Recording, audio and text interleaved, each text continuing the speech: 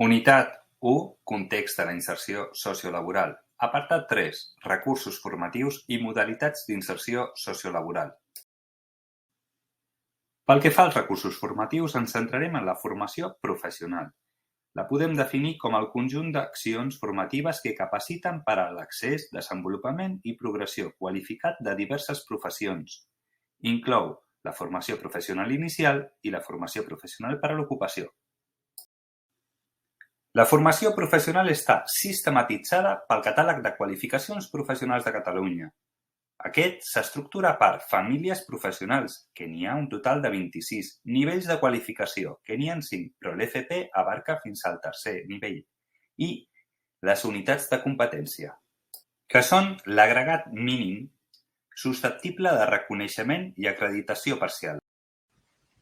L'FP del sistema educatiu és aquella que és competència del Ministeri d'Educació i de les conselleries d'ensenyament de les comunitats autònomes.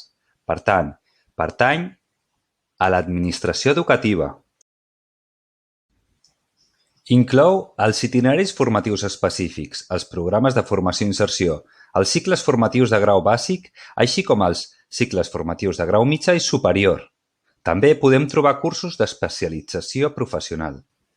Els cicles formatius de grau mitjà i superior s'organitzen per mòduls professionals. En trobem de 5 tipus: associats a unitats de competència, formació en centres de treball, FOL, EIE, així com projecte final en cicles formatius de grau superior i síntesi en cicles de grau mitjà.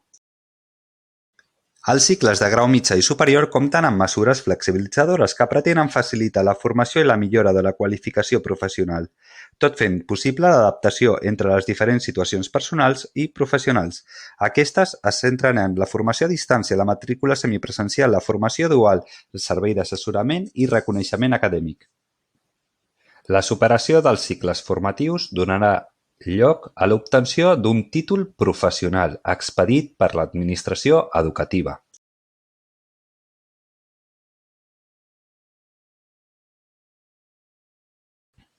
L'FP de l'àmbit laboral s'orienta a empreses i persones treballadores ocupades i desocupades, responent a les necessitats del mercat laboral per tal de contribuir a la millora de l'ocupabilitat de les persones treballadores i la competitivitat empresarial.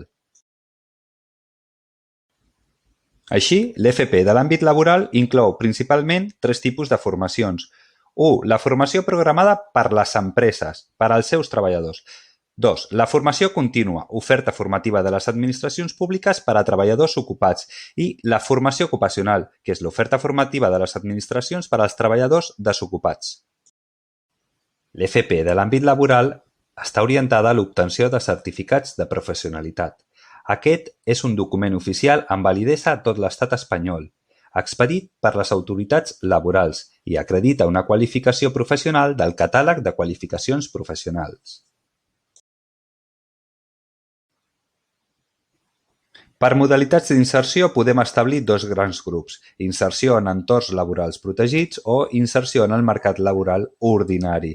En funció del suport o acompanyament que necessiten les persones, trobarem diferents fórmules. A banda d'aquestes fórmules, a Catalunya hi ha altres recursos per afavorir la inserció de les persones en recerca de feina. En trobem els dispositius d'inserció sociolaboral, les aules actives, els espais de recerca de feina, els plans d'ocupació, les cases d'ofici, així com les pràctiques no laborals per a joves. Created using Powtoon.